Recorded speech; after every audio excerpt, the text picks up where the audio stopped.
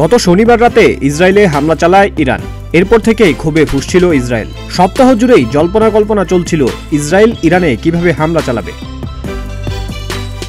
অবশেষে শুক্রবার ইরানে হামলা চালিয়েছে ইসরায়েল। তবে এ হামলায় তেমন কোনো ক্ষতি হয়নি বলে জানিয়েছেন ইরানের সেনাবাহিনীর জ্যেষ্ঠ কমান্ডার সিয়াবোস মিহান্দোস্ত। তিনি আরও জানান, ইরানের ইস্পাহান শহরে বিস্ফোরণের শব্দ শোনা যায়।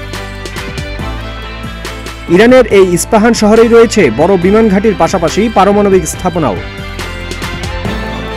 তবে ইরানের পারমাণবিক স্থাপনার কোনো ক্ষতি হয়নি বলে জানিয়েছে আন্তর্জাতিক পরমাণু শক্তি সংস্থা।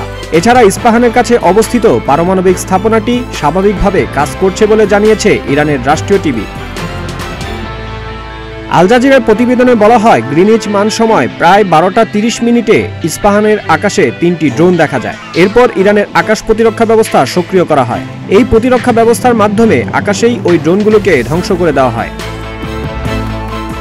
এখন ইসরায়েলের এই হামলার জবাব কিভাবে দেবে তেহরান, তা নিয়েই চলছে বিশ্ব নেতাদের মাঝে তোড়জোড় আলোচনা।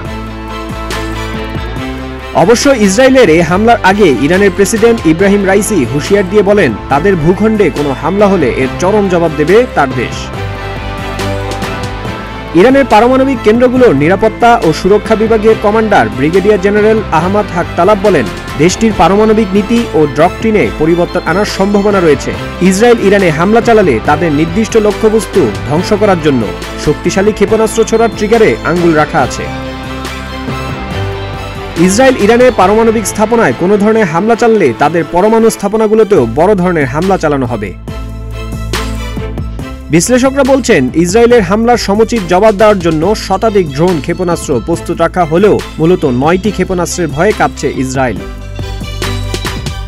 ইরানের ক্ষেপণাস্ত্র ভান্ডারকে মধ্যপ্রাচ্যের সবচেয়ে বড় শক্তি বলে উল্লেখ করেছে মার্কিন প্রতিরক্ষা মন্ত্রণালয়। তেহরানের ক্ষেপণাস্ত্র বহরে রয়েছে নানা ধরনের শক্তিশালী ক্ষেপণাস্ত্র। এমন ক্ষেপণাস্ত্র রয়েছে যেটি সরাসরি ইসরায়েলে আঘাত আনতে সক্ষম। এসব ক্ষেপণাস্ত্রের মধ্যে রয়েছে হাজি কাসেম ক্ষেপণাস্ত্র। এই ক্ষেপণাস্ত্রের গতি ঘন্টায় 6174 কিলোমিটার। এটিও নির্দ্বিধায় ইসরায়েলের ভেতরে আঘাত হানতে সক্ষম। আবার খাইবার শেকান ক্ষেপণাস্ত্রের গতি প্রতি ঘন্টায় 5000 কিলোমিটারের বেশি। এটিও ইসরায়েলের ভূখণ্ডে আঘাত হানার সক্ষমতা রয়েছে। এছাড়া ইরানের আরেকটি ক্ষেপণাস্ত্র হচ্ছে সিজ্জিল, যার গতি 12 থেকে 14 ম্যাক বা ঘন্টায় 17000 কিলোমিটারের বেশি। এখন প্রশ্ন হচ্ছে, ইরানের দূরপাল্লার ক্ষেপণাস্ত্র কি আটকাতে পারবে ইসরায়েল? যদিও সাম্প্রতিক সময়ে ইসরায়েল নিজেদের বিমান প্রতিরক্ষাকে শক্তিশালী করেছে। ইসরায়েলের প্রতিরক্ষা ব্যবস্থার সর্বাধুনিক সংযোজন হলো আয়রন ডোম, যা মূলত সব আবহাওয়াতেই স্বল্প পাল্লার ক্ষেপণাস্ত্র ও রকেট প্রতিহত করতে পারে বলে মনে করেন রাজনৈতিক বিশ্লেষকরা।